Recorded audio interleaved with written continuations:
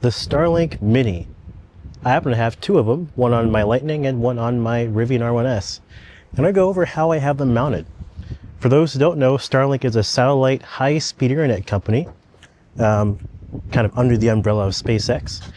And they have both high-speed, full-size dishes. Then they recently came out with these small dishes, the Mini. The larger ones are about, maybe this big or something with higher download and upload speeds, which I might switch to at some point. But they are pretty versatile. They're a good alternative for people, especially people who travel a lot or work from their vehicles a lot. Starlink has been pretty much the key player in mobile work setups, like mine, for example. So I'm gonna go over that, go over, how I have these mounted, why it's practical, and why I went over this over, built-in car hotspots or cellular hotspot units I can get, or using my phone's hotspot, why I chose this. But we'll get into that in a second.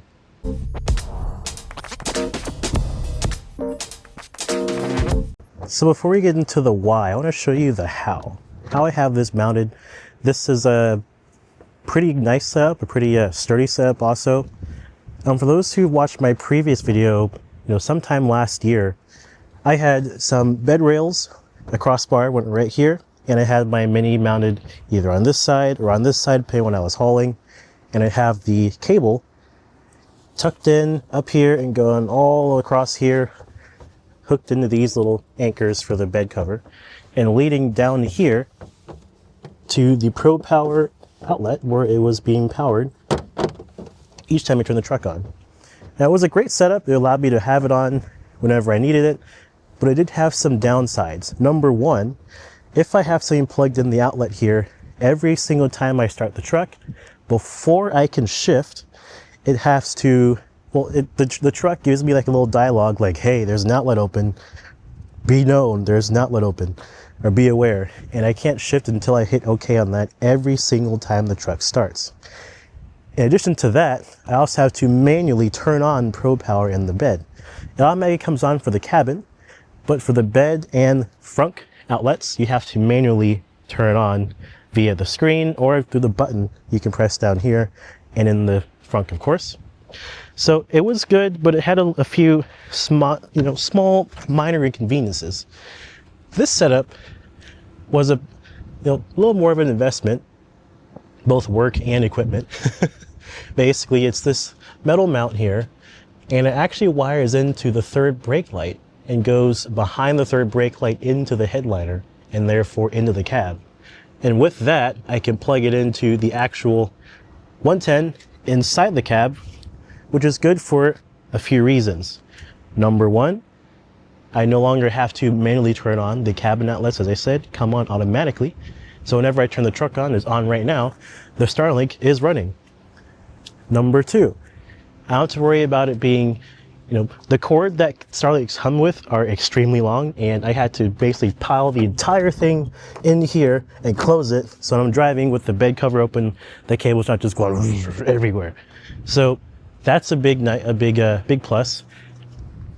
I also can utilize another outlet here for empowering stuff like my camper or some equipment like my impact drill or lights or what have you. It just allows me to have the bed as just a bed versus a bed that has something plugged in the back. And finally, those two are very convenient, but the third convenience I think is more so just the mounting of it. I no longer need a crossbar. I have access to my whole bed, and this is a much more permanent solution that prevents theft. The crossbar mount using Starlink's mount is secure, and if you don't know what you're doing, it's hard to take it off. It's very sturdy, but if you do know what you're doing, if you've dealt with a Starlink Mini, you do know how to remove it. So there was also a little bit of hesitation in my mind when going certain places. Will someone steal my Starlink Mini? Don't have to worry about that with this now. It is tight. The metal bracket was so tight that it actually was a bit too small when it arrived from Amazon.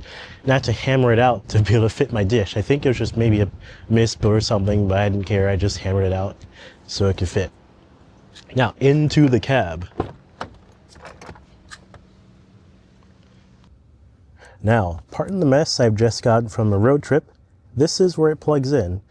It's using an old Apple charger I have I believe it's a 70-watt brick, and it needs at least 65 watts or something in that ballpark. I tried to use a smaller brick, but it wouldn't work. It needs at least 65 watts or something like that. I cannot recall. But basically, if you go up here, there's the cord. I'm going to figure out how I can tie it in or tuck it in somewhere a bit better. But this is where it is. It goes in from the, up here where the third brake light is, comes behind there, and I just dropped it back here. It goes behind the seats and comes out right here. And so usually it's all tucked in back here. It's kind of tied up so that it doesn't easily get pulled out. It just sits right here, nice and neat. This outlet is what powers it. I didn't use it too much anyway. I usually use the front outlet in the front row for powering stuff. I used to charge my laptop from this, but it's fine. I can just use a power strip or something else. But it's much better having it come out of this, nice and convenient, and most importantly, safe. So that's one way you could do it for a Lightning if you're a Lightning owner. It's a pretty straightforward process. I will say when I was doing the third brake light mount, it was a bit tough, apart from the misalignment thing with the actual bracket. After getting past that, having to put this on and then put the light on and then holding these little rubber gaskets so water doesn't get inside. I don't want water intrusion, that'd be terrible. But having it all be put in tightly, it was pretty tough. As you can see, ignore the spider web because we have terrible spiders here. This was after like a day of parking. I made some mistakes. I have to go and tighten this up a bit. Thankfully, no water comes in, but it just looks a bit messy. You're supposed to have it kind of flush with it, but it was a bit tough. Plus, when I ordered the bracket, some of the adhesive that was on these gaskets was damaged. I think it got stuck on like the cardboard from the box and stuff like that. So it's basically just held together by the pressure of the screwed in light, which does fine, but small issues, But apart from that, if you're up for that difficulty, it's a pretty straightforward setup and I like it. I want to get a big dish soon and see how that fares performance-wise, but the Mini gets the job done perfectly fine so far. I just wish I had higher speeds.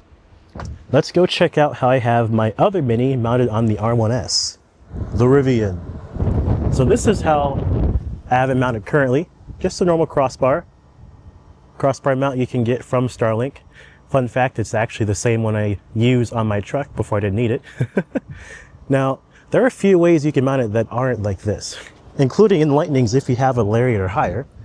A lot of people use a popular setup, which uses the glass roof. Now, I could do that too, and I'm considering it as well. You use suction cup mounts, you just stick it up there and call it a day. Some people have issues with the glass, maybe the electrochromatic glass. I do not have that, but your results may vary. Even some Lightning owners with just regular glass have it sometimes. It's iffy, so your mileage may vary on that, but I plan to try it on mine soon. So far, my my wiring is a bit funny, so let me show you how this one's set up. If you go to the trunk, which has a bunch of crap in it, Rivian Roamer, Rivian Tracker. Ugh. So this is where the brick sits, right here on the only 110 in the back. Anyway, sits here, and the wire goes from down here, goes beside the rear seats, and then, whoop, come on gimbal, you can do it. Thank you. Whoop. And then it comes up here. There we go, gimbal's having a stroke. Goes up here into the rear crossbar. I have it tucked in this little divot here, which helps keep it from blowing the wind. It goes here, across, right there, and then under, it's also in the little lip here. Goes under here, and then finally, if my gimbal stops having a stroke, it goes right up to the dish. And so, that's how this one's mounted. Now, similar to the Lightning, when it's mounted in the bed, I have to turn on the outlets. Now, it does have a way you can have it set on auto. This resets from time to time, so you have to check it every once in a while, but as long as the car is running and there's something in the outlet, it'll come on by itself. So it's pretty seamless, although sometimes, like I said, I'll have to go and turn on that setting again, or sometimes it just won't come on because it doesn't want to. And the other problem is because the vehicle sleeps immediately, so I close it, screen turns off, car locks, and the Starlink turns off. So it's a bit of a minor inconvenience, but again, what are you gonna do? You can set a timer on the Rivian outlets as well, but sometimes I just want to just have it on and off. Sometimes not set a timer, because sometimes the timer will expire while you're driving. So, but that's how I have it mounted on the R1S. Now, as it starts to rain on me, let's quickly talk about the why. Why I have Starlink Minis and why I have two of them. I've taken refuge in the garage while it starts to sprinkle. So, the why. Why do I have Starlink, first of all, and why did I even get a second one? So, I do a lot of work from my truck, and I've had a lot of experience with, in-car hotspots. We've had, GM's OnStar hotspot for many years on our old GMs. Including our most recent Traverse. And I also had some experience with Rivian's Connect Plus hotspot. Ford has a hotspot, I believe. And they're all good for, minor connectivity stuff. But for me, I do, obviously, out of spec stuff, and I have to upload videos a lot. And my actual day job is IT management. And so that requires remote in a lot, uploading, downloading, you name it. Speeds are very important. And it's something that the in-car hotspots do terribly, especially in certain areas. The Starlink isn't affected by signal strength or signal loss in certain areas like cellular is.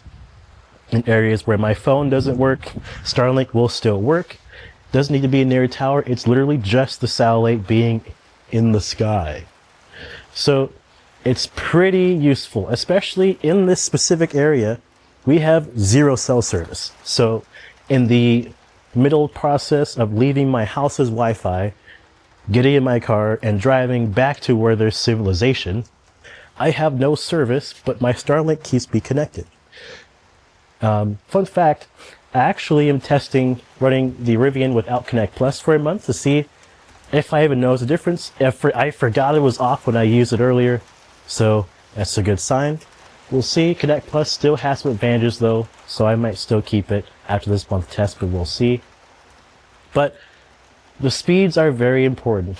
And even apart from work, I go camping a lot, and I sometimes just want to hop on a game with some friends, and Starlink is actually pretty good for gaming, which is pretty funny. Even the Mini has not terrible ping, and I'm hoping to try a full-size Starlink Standard just soon. I'm probably going to replace the Mini on here with the Starlink Standard at some point soon. But it is very useful. Now, I had the opportunity to get a second one from a friend for a pretty good discount, so I of course picked it up. And my parents like to use the R1S a lot, and they also do mobile work at times. So I'm like, okay, I use the Rivian too. I want to have my Starlink on at all times. So do they. So I have a cheap one. Let's throw on another roam plan and call it a day. So I don't have to move back and forth like I used to my one Starlink, because now I can't. When it was on the, I'm gonna run the rain for a second. When it was on the mount here, I could just take it off and move it after doing all the stupid cable management in the bed. Up here, I cannot. I'm gonna run back because the rain's getting in my eye. Up there on the roof, I cannot hot swap it like I used to. So it was much more convenient to just get a second one and, call it a day. The plans are a bit pricey. I have the highest uncapped roam plan, which is, I believe, $165 a month, which gets you even pricier when you introduce a second Starlink. I know I did 3 fingers. But that is pretty pricey. I'm considering downsizing to just one again, or just throwing the Rivians on a lower plan, since that one gets utilized less than the Lightning. The Lightning gets utilized a lot. I'm using like 100 gigs a month on average, sometimes higher. R1S, bit lower because I don't use it as much as the truck. The truck is my work buddy. So that's TBD. But there are different plans, different prices, different speeds are the same, more or less, but different data caps. I believe below the uncapped one, there is a 50 gigabyte plan. There may be a 100 gigabyte plan, but I don't know. But they change their plans a lot. But that pretty much goes over why I got one, and I show you guys, how I have it mounted. I'm interested to see if any of you guys also run a Starlink on your car, whether it be a Mini or a standard. Both work, and both need a roam plan. Fun fact, if you get a standard Starlink, or any Starlink, mind you, without the roam plan, it now only works at the address that you submitted it. So if you leave that address, it will stop working. You need a roam plan so you can roam with your Starlink. So that's a little tidbit there. I didn't realize that after I got mine. So like I want to get a standard Starlink. You can get a standard Starlink for your house for free, or a lease more so, or a rental while you pay for the plan. But if you take it from the house, it stops working. You'll have to subscribe to Roam, and I believe you have to pay for that hardware. You can also just buy a standard and put it on Roam, which I might do soon. There are a lot of different combinations. Maybe I'll make a video on the whole thing on how Starlink works for traveling and how to get the best one for your travel setup. Let me know in the comments if you guys want something like that, because I've gone through all the combinations, and I'm planning on mixing a standard big dish with the roaming, which is usually just for the Mini roam plan, so I can get residential speeds on the go. So that's the goal. I also have a camper, of course, and Starlink has been super useful for that. I've worked from my camper for multiple days. I've gone weeks on no power, water, or internet connected, just using the power from my truck, the water tank in my camper, and the Starlink on my roof, and I am perfectly set. So that'll be it for this video. Let me know what you guys think on my setup, see if you have any ideas to improve it. I definitely want to see if I can improve some stuff. I also plan to do a little test. Starlink Minis have an Ethernet port you can actually connect Ethernet to, and I have to decouple my mount and rewire it. But I want to actually take an Ethernet cable, run that also into the truck into a switch, which is basically a hub for splitting off multiple Ethernet sources. And then I can run that switch to my home network as a backup, or run it to a router in my camper, because currently when it's on the roof, the metal wall of my camper kind of interferes with it, so it's not that fast. But with that, I could just run it 50-foot cable from here out the window or through the door, something like that, to the camper in the router, because you can use this as just a source and use the router as a router like it's at home. So it's super flexible. I love Starlink stuff, and I love playing around with it. But yeah, let me know if you guys have any ideas on how I could improve, or if you have any ideas on improving or starting your own mobile Starlink setup. I think it's super cool, super empowering, and yeah, I love it. Thanks for watching, and I'll see you in the next one.